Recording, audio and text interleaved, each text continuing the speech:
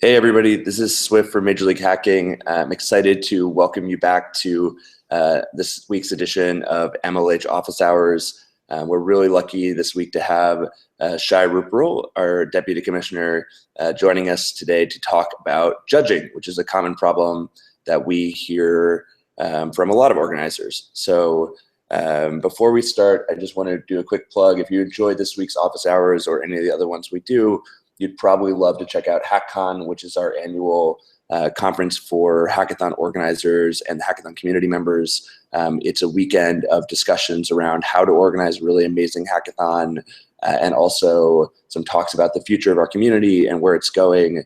This is our fourth Hackathon. It's coming up this June 24th, 26th in Estes Park, Colorado.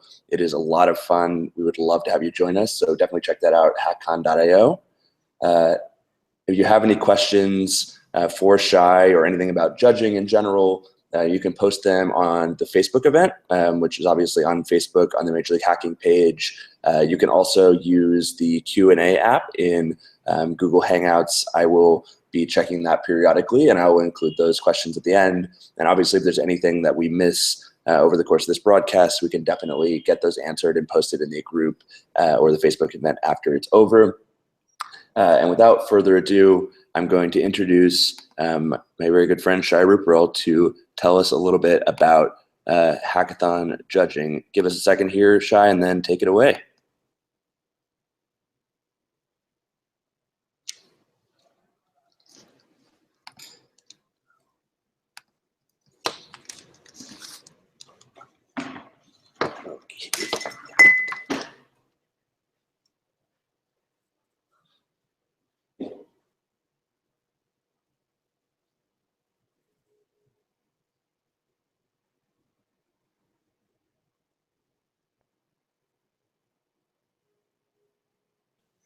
Thanks, Swift. I'm really excited to be here and talking to you today about judging. Judging is one of the most frequently asked questions of us here at the MLH team after sponsorship, and so I'm really excited to do a deep dive into what makes judging tick and how you can run it well. Just to give you an outline of my talk, I'm going to run through some objectives and constraints of what your judging process should look like. Then I'm going to compare different judging styles. I'll talk a little bit about how you should brief your judges, and we can go straight into the logistics of actually running judging. And we can talk a little bit about some of the issues that might come up and how to deal with them. And lastly, we'll follow through with a Q&A. I know there are a lot of questions that have been popping up on Facebook, and so I'm really excited to get a chance to answer them. But before I get started, I should probably introduce myself. I'm Shai. I'm the Deputy Commissioner of Major League Hacking. I get to work with Tim on making sure that you as student organizers are successful. I spend all day on phone calls talking about all sorts of topics, whether they be judging, sponsorship, logistics, marketing, or whatever. And so I'm always really passionate to share what I know and what the MLH team knows with the rest of the community. So let's get started. Let's talk about judging. And before I go any further, I think it's really important to just stress, and I stress this a lot, that MLH is here to help. Major League Hacking, we are here to support and enable you. Specifically with judging, we have a ton of experience with running judging. I think Swift, all the way back when Expo style was run for the first time, Swift was there, and all of us on our team have spent countless weekends running and coordinating judging. So don't feel like you're in it alone. When it's your event and people are on stage or people are demoing, know that we have your back. And if things come up, we are there to help you, and we want you to rely on us. Feel free to give us any hard problems, and we can help you fix them. Really, you should just think of us as an extension of your organizing team. So the objectives of judging. What's our goal? So it's really important to note why we do judging. It's really important to make sure that all of our participants feel like they had a fair shot at that grand prize, that at the end of the day, everyone feels like the best hacks won, and that your audience, because they're going to be sitting through your presentations, that they had a good show and they enjoyed watching what got on stage. Your role as the person coordinating things is to make sure that everything works. Judges are human beings, and you need to direct them. Hackers are human beings too, and they might go to the wrong tables, they might set up in the wrong place, all sorts of crazy things could happen, and it's your job to deal with those logistical issues and make sure that everything goes really well. But at a deeper level, I think what hackathon judging is really about isn't picking the best prize and the best hack, but celebrating everyone and making sure everyone feels rewarded and feels seen. They've done something really hard that weekend by building whatever device it is, something that's challenging, something that's resulted in them getting less sleep than they should. And it's really important that the judging process means that you're spending time to make them feel awesome. Because at the end of the day, that's what the expo is about. That's what the presentation is about, is making sure that everyone feels rewarded for accomplishing something.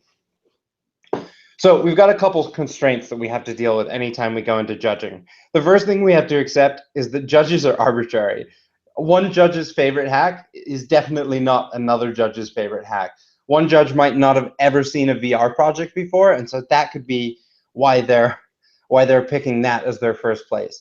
The other thing to keep in mind is judges are subjective, and they're also people. They're human beings. They're not, even if you get the coolest judge in the world, that he or she is still a human being, and they're still liable to make mistakes and to make bad decisions. And then judging time is also finite. You have to accept that it's not always possible that a judge can see everything. If you have 100 projects, you've got to accept that one judge isn't going to see all of 100 of them.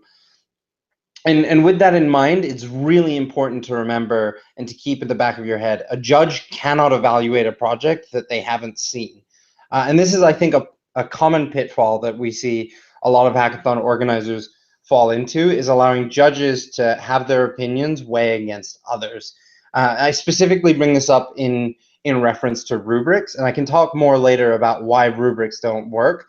But at the end of the day, if I am a judge that is kind of harsh and I'm giving someone points on a project, my 7 might be someone else's 10, and that'll push that hack that scored lower to the bottom, and that could be unfair. And because we're evaluating those opinions together, we're coming up with a poor result. And so it's really important to keep anything a judge looks at siloed. And then the last thing to keep in mind is that your judges can't judge 2 prizes at once. And so the big common pitfall here to keep in mind is sponsors and general judges. You can't ask a sponsor to judge their sponsor prize and then also help you judge your general prize. They're going to always, every time, pick their sponsor prize because that's why they're at your event. If someone's doing the API prize for the best use of a loon, that's what they're going to focus on, and you can't expect them to help you. So keep that in mind when you're sourcing your judges. So let's talk about some of the styles of judging. And at a high level, what this comes down to is presentation style versus expo style. And when I say presentation style, what I mean is the style when everyone demos on stage. Typically, this is done as the primary means of judging when we have less than 300 hackers. So usually that's anywhere between 20 to 30 projects, somewhere under that. Anything over 30 projects, and you're looking at very long presentations, and that isn't fun to sit through for a hacker, especially if they're really tired and they want to go home. So keep that in mind when you're making that decision. It's also really simple to do. All you have to coordinate is getting everyone up on stage, getting them plugged into the AV system, giving them a microphone, and letting them talk for 3 minutes. That's really easy to do. You can coordinate that with very little effort. You can get an export of all your submissions from DevPost incredibly easily. And you can provide the order in a really simple way. You also don't need that many judges. You can do it with anywhere between 3 to 5. Presentation style, I think if you're a small hackathon, is a no-brainer, and you should absolutely do that. So back in the day, when I was a student hacker, almost every hackathon did presentation style, where every project went up on stage. And eventually, as hackathons kept growing, we got to a point where we were looking at 3-4 hour demos, and that just didn't work anymore. And as a result of that, we see Expo style. Expo style is probably the most common thing that you'll see. And usually Expo style results in you doing a presentation style judging anyway, and Expo style will be the first, 3/4 of that process. The important thing to note with Expo style is this is the type of judging where everyone is demoing simultaneously. You usually see this when you get over 300 hackers, and this tends to be extremely complicated. And now, instead of just worrying about one person on stage, you have to worry about everyone. So you have to keep in mind things like power, things like Wi-Fi. Where is everyone going to stand? How are we going to make it so judges can find the projects? How are we going to coordinate all of these people so that sponsors can see all of the projects that have submitted? If you're in a presentation, sponsors just see everyone, and they can know automatically who's used their API or their project, and so it makes it very simple to coordinate, or very difficult to coordinate.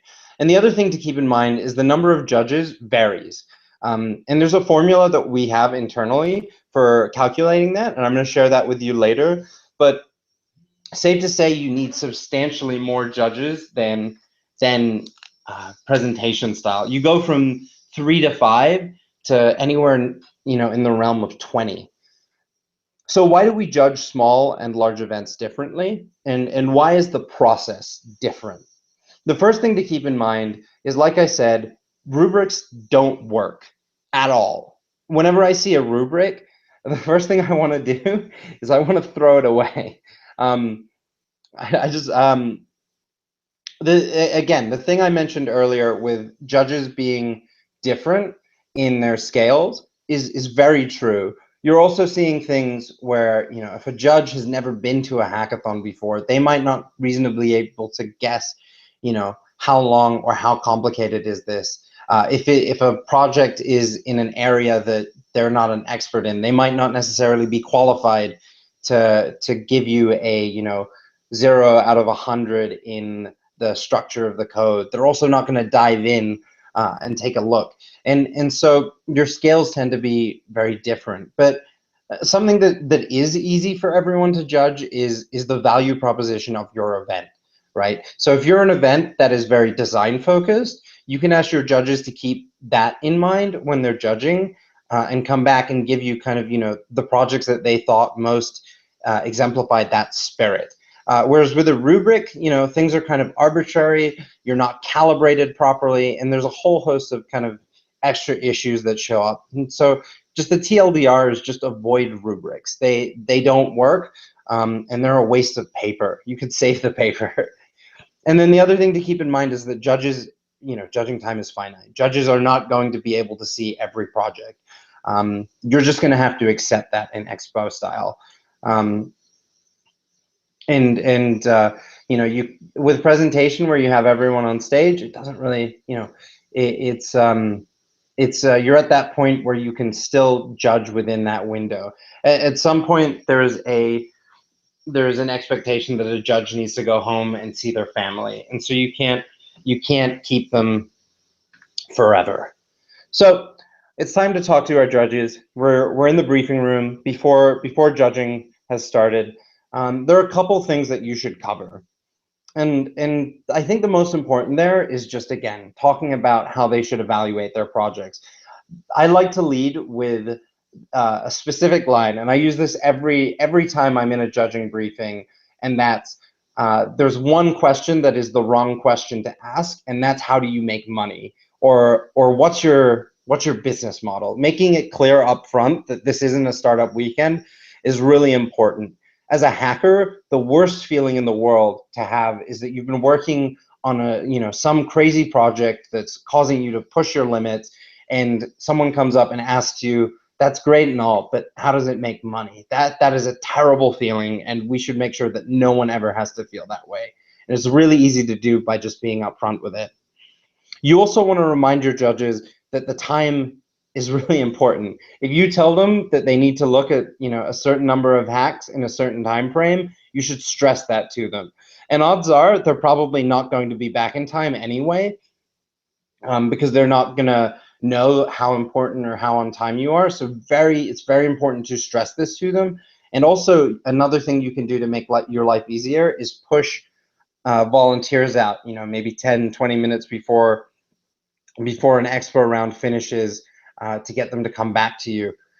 And then also, you should inform your sponsors of how to find the hackers that they're judging. And again, don't count on them to help you pick whatever you're trying to pick, whether it be a top 10 or a top 5, until they've finished.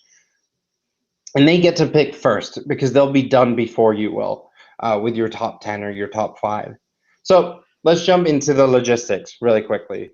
So presentation style is the easy one to judge. And the thing to also keep in mind is that presentation style, a lot of hackathons will end up doing both. And so this is useful information for everyone. The first thing that you need to do is that you need to make sure to tell everyone what the order is. You need to establish an order and send it to your participants. And whether that be alphabetical or the order of submission, doesn't really matter, just as long as it's consistent and it's publicly available. So make sure to share that with everyone. You need to then actually run through the presentation. So watch all the demos, let everyone go up on stage, have everyone present. Afterwards, you're going to take the judges out of the room and you're going to take them to somewhere private. We're a big fan of loading docks for private discussions, but sometimes your presentation areas will have backstages. If you're in a classroom, you can just go to a different classroom and close the door. I like to personally open the discussion by running through some of our favorite projects. If it's a small top 10, I'll just run through every one of them to kind of get a reminder of who's on stage. As the person doing the convening, you shouldn't be joining the discussion as a judge. You should be there as a neutral third party to provide kind of assistance and help remind judges of what's going on. But you shouldn't necessarily exert an opinion in this process. I then, after running through everything, like to take nominations for hacks that should go through, and that kind of helps narrow the funnel down a little bit, especially if you're going from 30 hacks to 5, and it really helps kind of source and kind of restrict the hacks that you're looking at. So after we've done that restriction and gotten them up on the board, or provided a place for them to talk or kind of visualize the specific hacks that we're talking about, we're going to vote for the top 3. So I'm going to go around the room and I'm going to ask a judge, what is your first place hack, what's your second place hack, and what's your third place hack?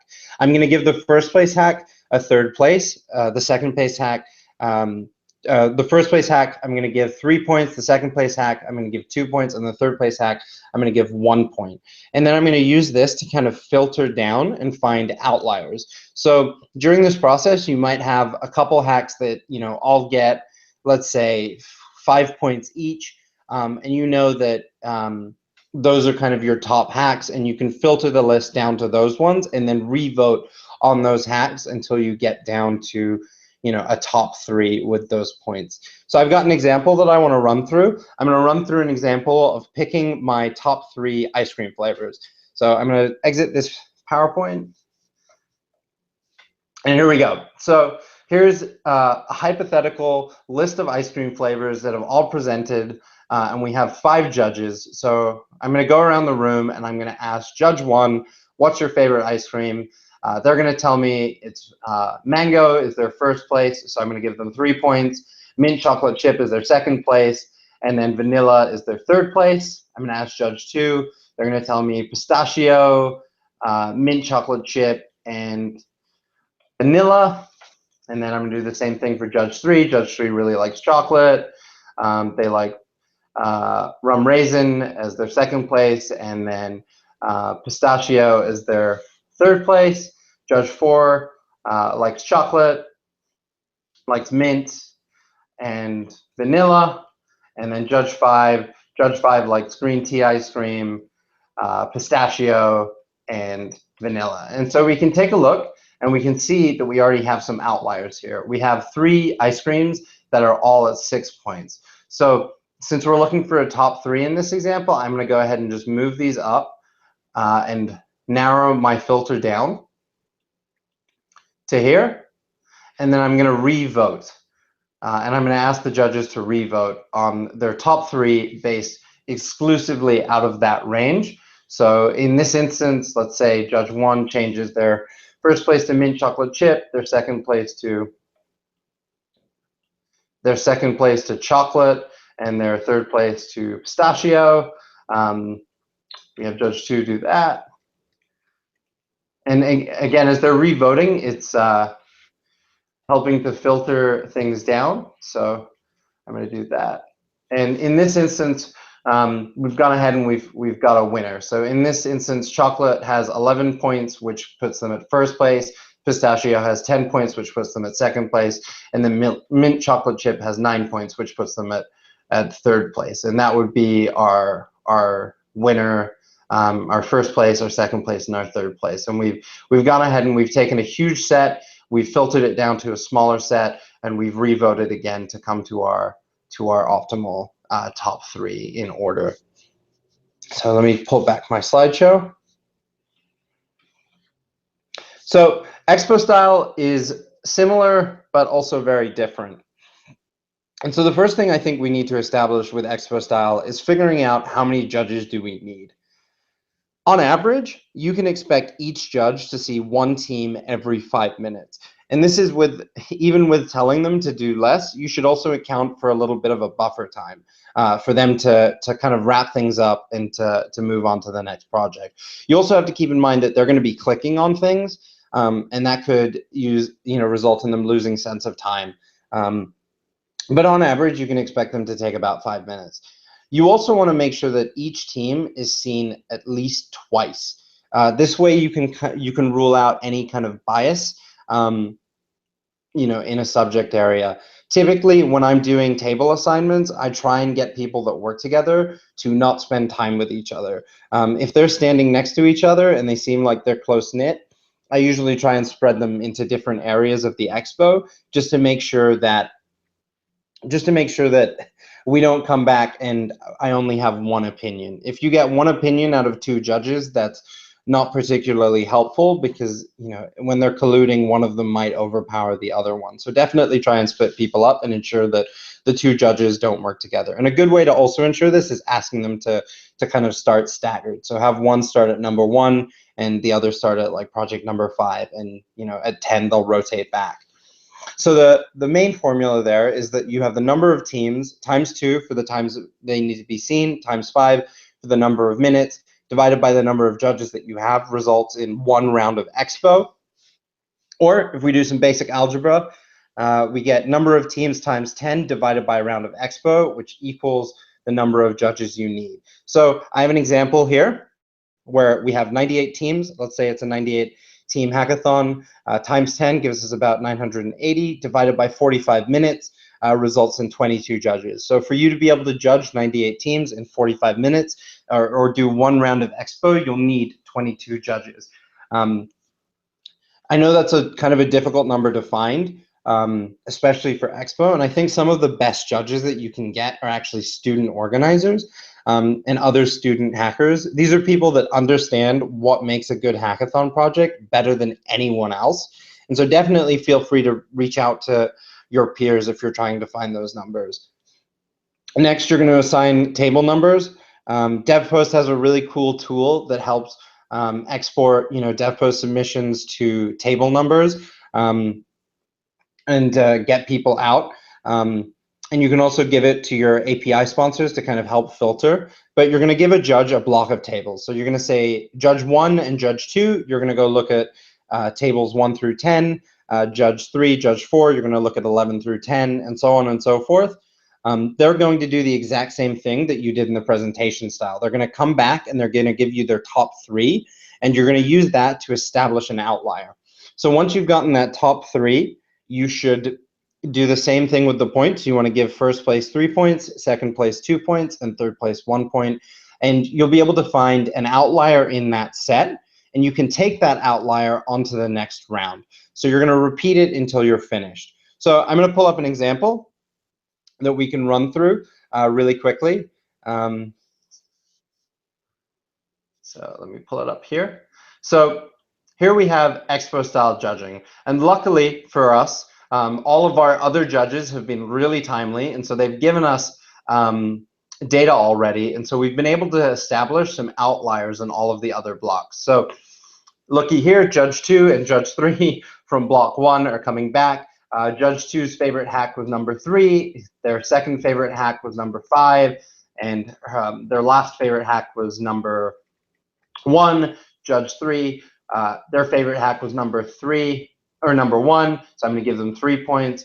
Their second favorite hack was number 5. So I'm going to give them 2 points. And their least favorite hack was or their third place hack was number 10. And we can take a look here and we can see that we've established some outliers again. So I'm going to go ahead and highlight number 1. Number 1 is ahead by 3 points. All 3 judges thought that it was a hack that justified taking it to the third round or to the next round of judging. And with all of the hacks that are outliers in this set, we have about 19 hacks. So what we're going to do is we're going to pull them to the next round and we're going to reestablish rankings. So I'm going to pull hack number 1 because that was the outlier to the next round.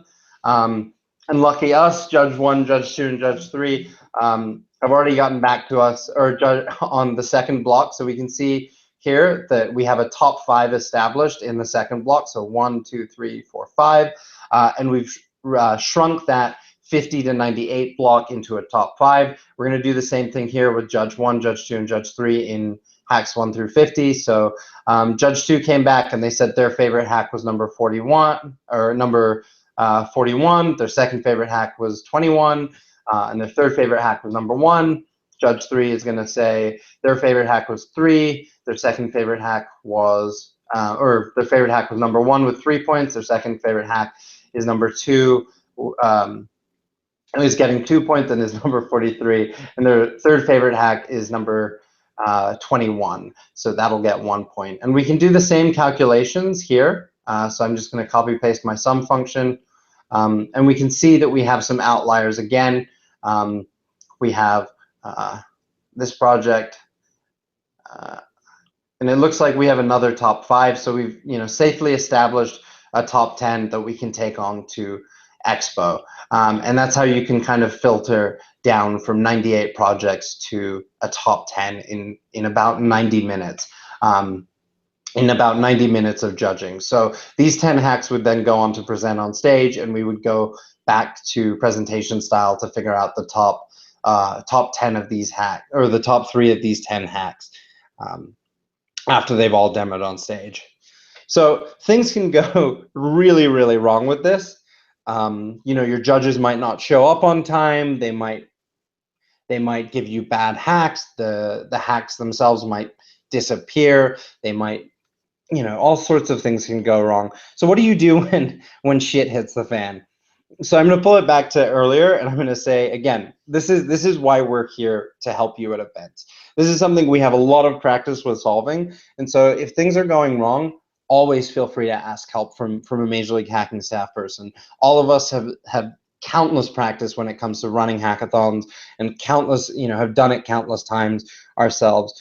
But if we're not there, you should just use your best judgment. And it's okay to delay the start of closing ceremonies to finish judging. I will be brutally honest with you and say that it is a very small number of hackathons that actually start their closing ceremonies on time. So it's okay to start late if that's your solution to not hearing back or not having enough data. It's also okay to throw more student organizers at it if you need someone to just make a judgment call and kind of shrink things down. But again, that's why we're at Hackathons. We're here to help you. So feel free, if anything is going wrong, to ask us questions anytime. And with that, I'm going to open the floor up to general questions. Swift, do you have anything for me? Hey, Shai, thanks so much for that presentation. We really appreciate it. I do have a number of questions for you from the audience. If anybody has any additional questions, you can go ahead and either post those in the Facebook group or preferably actually the Google Hangout Q&A app, and I will be more than happy to ask them to Shai in that. Our first question here comes from Michelle Chen. She asks, can you use sponsor reps as judges? So my answer to that is it depends. If a sponsor rep is judging a prize, absolutely not. If they aren't, definitely. As long as they're not giving out a prize or involved with the judging of a prize, you can definitely use them. And it tends to help if you ask them beforehand, just to give them a heads up as well. But also feel free to ask them, there during the event if you're running out of people, and make sure just to let them know as well the night before, because they might not come back in time to make it to your judging briefing. I'll ask a follow-up question there. What if a sponsor comes up to you and says they can handle judging both their sponsor hacks and also some of the top 10 projects or some of the top projects? You should thank them for offering and tell them you'd love to hear who their winner is first, and once they've finished it, to come back and to let you know. But you shouldn't let them do that unless you shouldn't let them help you with that top 10 until they're finished with their project. And you should push back, but push back gently. Awesome. Our next question here comes from Julian. Julian asks, should we allow judges from our school/faculty? Is there a risk of conflict of interest where they prefer certain students? And I'll also expand this question to sponsors as well. If sponsors are helping you, is there any conflict of interest with them picking projects that potentially use their technologies or API? I don't think so. I think most judges, actually, I would say all judges, I think have especially if they're from academia, have a high standard of ethics, and would be able to prevent themselves from doing that. I've never seen that be a problem. If you do have a certain faculty member or sponsor that you're concerned about, I just wouldn't invite them to be a judge at all. You get to choose who your judges are at the end of the day, but I don't think that's a problem, and I don't think it's a conflict of interest, and I think people tend to be able to hold themselves to a high enough standard to make it not a conflict of interest. I will also add that one of my strategies when it comes to hackathons that have difficulties with working with their administration is to recommend that they invite whoever is giving them difficulties to come be a judge, and use judging as like a political play to like get people at your event and to feel valuable, and then get them invested because they're a big part of your event. So I definitely think inviting school and faculty members is a great idea, and I don't think it poses any problem. Awesome. Our next question comes from our friend Richard Murby over at DevPost. He asks, how many projects can you, on average, expect a judge to look at during an expo? And then the other question I'll ask is, how many projects can you expect, say, to have during your expo if you're maybe at the beginning of your event, or if you're planning ahead to figure out how many table numbers you need to print or how many judges to have? Yeah, so I think again, it comes down to time, not necessarily bandwidth. I think you take your expo and you divide it by 5. You take the number of minutes in your expo, you divide it by 5, and then you minus maybe 5 or 10 for the number of rounds, and that's how many people that you can expect them to take a look at. It's important that you also do the subtraction for the number of rounds, because that's when you're going to be rebriefing a judge and telling them what tables to look at. So there's no, I think, standard formula for this. I think it really depends on how long your expo is. And what was the other question, Swift? The number of projects? Yeah, the number of projects to expect. So we usually anticipate that about 30% of the people that show up at your hackathon will make it to final demos. Sometimes it's a little higher, sometimes it's a little lower, but at about, you can expect about 30%. Usually I say it's about maybe 10 projects per 100 people. So at a 100-person hackathon, you can expect 10 projects. 200-person hackathon, you can expect 20 projects. But sometimes it does scale up, and sometimes it does scale down. It depends on the ability of an individual body of students. Awesome. Our next question comes from Gene. Gene asks, should we alert judges about projects that are commonly seen at every hackathon? I'm sure that you're well aware of some of the trends that we see in projects. Do you think it's an issue? I don't necessarily think so. The thing to keep in mind is that judges should be evaluating based on like the value proposition of your hack, and I think most most hackathons exist to facilitate learning and to facilitate, technical self-empowerment. And so if the result of technical self-empowerment is taking a project that they've seen and starting it again from scratch, I don't think that they should be penalized for copying, a common project. And odds are they might not have even seen it. For a while, we saw, I think, consistently saw sign language leap motion hacks, and I don't think that they should be penalized for it being a popular project, because it is a very difficult project to do. And it's a very exciting project to do. So no, I don't think you need to warn them about that kind of thing. That said, feel free to do a sanity check on your top 10. Just run out, take a look at each of the top 10 before they've been made. And if you feel like a specific implementation of it isn't doing a great job, you can always remove them from the set. Or, if you're making a decision between two projects to push through, you can use that to kind of like make your judgment. But I don't think judges need to be informed in that. And I think the other important thing is that judges don't need to understand how you're evaluating things or where the point systems come in. You should just task them to find the top 3, and that's literally it. You should keep the spreadsheets to yourself. You don't need to kind of overcomplicate things in front of their eyes. You should just let them go out, find their favorite projects, and come back and tell you. Awesome. This one comes from Praneeth. Praneeth asks, is there an opportunity to turn any elements of judging into a software solution? I think we've tried that as a community, and I don't think it's worked well. I don't think software is the appropriate solution to this problem. I think you can do things like, make table numbers easier. But when it comes to like stuff like this, I think it's very iffy. With software, you have a failure point that like it might be non-recoverable. Whereas with pen and paper or spreadsheets, you can recover that if something goes wrong.